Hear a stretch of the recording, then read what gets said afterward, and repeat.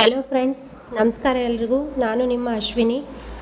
Welcome back to my channel.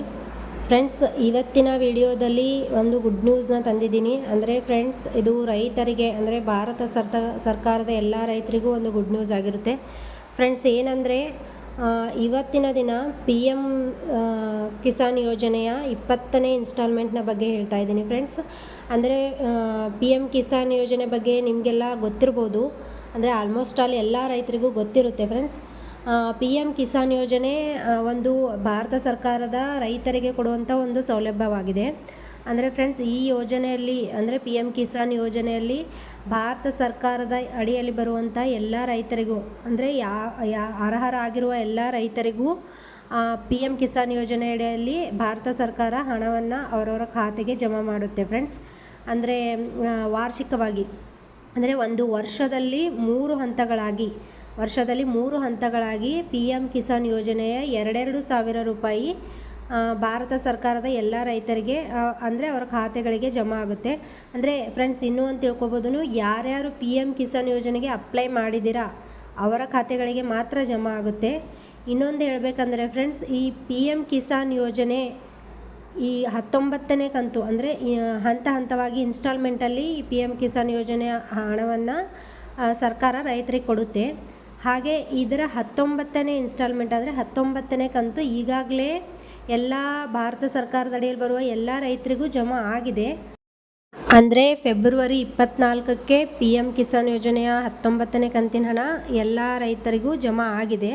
ಅಂದರೆ ರೈತರ ಖಾತೆಗೆ ಜಮಾ ಆಗಿದೆ. ಇವಾಗ ಮುಂದಿನ ಅಂದರೆ 20ನೇ ಇನ್ಸ್ಟಾಲ್ಮೆಂಟ್ ಯಾವಾಗ ಜಮಾ ಆಗುತ್ತೆ ಅಂತ ಎಲ್ಲ ರೈತರು ಎದುರು ನೋಡ್ತಾ ಇರ್ಬೋದು.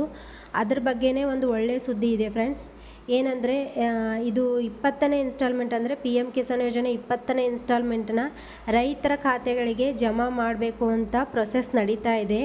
ಅದು ನಿಮ್ಮ ಖಾತೆಗಳಿಗೆ ಯಾವಾಗ ಜಮಾ ಆಗುತ್ತಂದರೆ ಜೂನ್ ತಿಂಗಳ ಎಂಡಲ್ಲಿ ಅಂದರೆ ಇದೇ ಜೂನ್ ತಿಂಗಳ 20ರಿಂದ 30ನೇ ತಾರೀಕೊಳಗಾಗಿ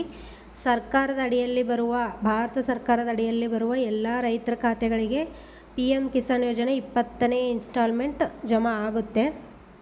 ಫ್ರೆಂಡ್ಸ್, ನಿಮಗೇನಾದರೂ 19ನೇ ಇನ್ಸ್ಟಾಲ್ಮೆಂಟ್ ಇನ್ನೂ ಜಮಾ ಆಗಿಲ್ಲ ಅಂದರೆ ಅದಕ್ಕೆ ನಿಮ್ಮ ಖಾತೆಗಳಲ್ಲಿ ಏನಾದರೂ ತೊಂದರೆ ಇರ್ಬೋದು.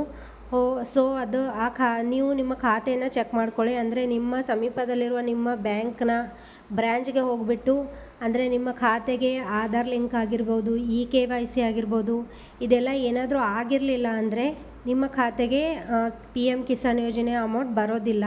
ಸೊ ಅದಕ್ಕಾಗಿ ನಿಮ್ಮ ಖಾತೆಗೆ ಆಧಾರ್ ಲಿಂಕ್ ಆಗಿದೆ ಇಲ್ವೋ ಅಂತ ಚೆಕ್ ಮಾಡ್ಕೊಳ್ಳಿ.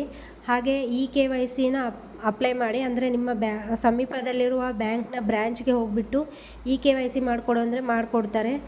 ಅದು ಅಲ್ಲದೆ ನೀವು PM ಕಿಸಾನ್ ಯೋಜನೆ ವೆಬ್ಸೈಟ್ಗೆ ಹೋಗಿನೂ ಅಲ್ಲಿನೂ ನೀವು KYC ಮತ್ತು ಆಧಾರ್ ಲಿಂಕ್ನ ಮಾಡ್ಕೋಬೋದು. ಫ್ರೆಂಡ್ಸ್, ಇವಾಗ 20ನೇ ಇನ್ಸ್ಟಾಲ್ಮೆಂಟ್ ಬರೋದಕ್ಕೆ ಇನ್ನೂ ಒಂದು 10 ಡೇಸ್ ಇದೆ. ಅಷ್ಟರಲ್ಲಿ ನೀವು ನಿಮ್ಮ ಖಾತೆಯಲ್ಲಿ ಏನಾದರೂ ತೊಂದರೆ ಇದ್ದರೆ ಸರಿ ಮಾಡ್ಕೊಳ್ಳಿ. ಅಂದರೆ ಇದೇ ಆಗಿರ್ಬೋದು, KYC ಆಗಿರ್ಬೋದು, ಆಧಾರ್ ಲಿಂಕ್ ಆಗಿರ್ಬೋದು. ಒಂದು ವೇಳೆ ನಿಮ್ಗೆ ಏನಾದರೂ 19ನೇ ಇನ್ಸ್ಟಾಲ್ಮೆಂಟ್ ಬಂದಿಲ್ಲ ಅಂದರೆ ಹೋಗಿ ಚೆಕ್ ಮಾಡಿ ಯಾಕೆ ಬರ್ತಾಯಿಲ್ಲ ಅಂತ ತಿಳ್ಕೊಂಡು ಇವಾಗಲೇ ಸರಿ ಮಾಡ್ಕೊಳ್ಳಿ. ಫ್ರೆಂಡ್ಸ್, ಯಾಕಂದರೆ ಇನ್ನೇನು 20ನೇ ಇನ್ಸ್ಟಾಲ್ಮೆಂಟ್ ಬರುತ್ತೆ ಮತ್ತು 19ನೇ ಇನ್ಸ್ಟಾಲ್ಮೆಂಟ್ ಬಂದಿಲ್ಲ ಅಂದರೆ 20ನೇ ಇನ್ಸ್ಟಾಲ್ಮೆಂಟು ಬರಲ್ಲ. ಸೊ ನಿಮ್ಮ ಖಾತೆನ ಚೆಕ್ ಮಾಡ್ಕೊಳ್ಳಿ. ಇದು ಇವತ್ತಿನ ವಿಡಿಯೋ ಆಗಿರುತ್ತೆ. ಫ್ರೆಂಡ್ಸ್, ನಿಮಗೇನಾದರೂ ಈ ವಿಡಿಯೋ ಇಷ್ಟ ಆದರೆ ಲೈಕ್ ಮಾಡಿ, ಶೇರ್ ಮಾಡಿ. ಇದೇ ರೀತಿ ಹೊಸ ಸುದ್ದಿಗಳಿಗಾಗಿ ಹೊಸ ವಿಡಿಯೋಗಳಿಗಾಗಿ ನನ್ನ ಚಾನಲ್ನ ಸಬ್ಸ್ಕ್ರೈಬ್ ಮಾಡೋದನ್ನು ಮರಿಬೇಡಿ. ಫ್ರೆಂಡ್ಸ್, ಧನ್ಯವಾದಗಳು.